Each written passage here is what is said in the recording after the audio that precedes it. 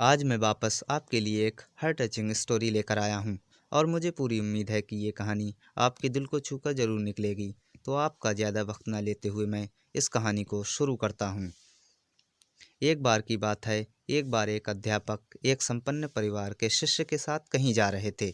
तो उस शिष्य को कुछ मजाक सूझी, क्योंकि उसको रास्ते में किसी गरीब मजदूर के जूते दिखाई दिए। उसने अध्यापक से कहा, गुरुजी, अगर हम इन जूतों को छिपा दें तो कितना मज़ा आएगा।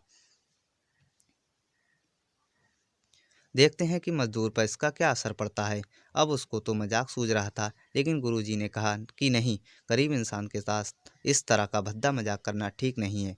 उसने कहा, क्यों ना हम इन जूतों में कुछ सिक्के डाल दें और देखें कि इसका इस गरीब गरीब मजदूर पर क्या प्रभाव पड़ता है। उन्होंने ऐसा ही किया। जैसा ही मजदूर अपना काम करके लौटा और उसने एक पाँव में अपने जूते में डाला, तो उसको कुछ कठोर सा महसूस हुआ। उसने अंदर हाथ डाला तो उसको कुछ सिक्के दिखाई दिए। वह थोड़ा आश्चर्य में पड़ गया। आसपास किसी को देखा तो कोई भी नहीं दिखाई दिया।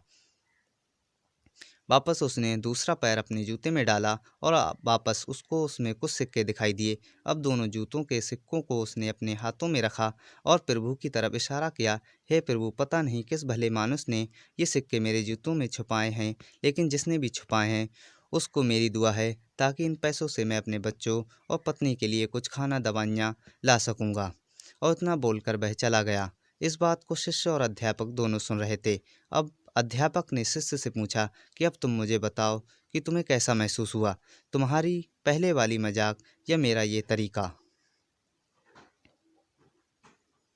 तो उसने कहा कि गुरुजी, मैं आपसे क्षमा चाहता हूँ। अब मुझे समझ आ गया है कि सच्ची खुशी इस चीज़ में है, जब हम किसी की मजाक उड़ाते हैं तो हमें कुछ पल का आनंद मिलता है, लेकिन इससे हमें बद्दुआ मिलती है। लेकिन अगर हम किसी की मुश्किल परिस्थिति में मदद करते हैं और जिसकी भी हम मदद करते हैं उसको भी नहीं पता कि हमने उसकी मदद की है, लेकिन अंदर ही अंदर हमें पता है कि हमने उस इंसान की मदद की है। यही सच्ची खुशी है। जब हम दूसरों को खुशी देते हैं तो हमें सच्ची खुशी मिलती है।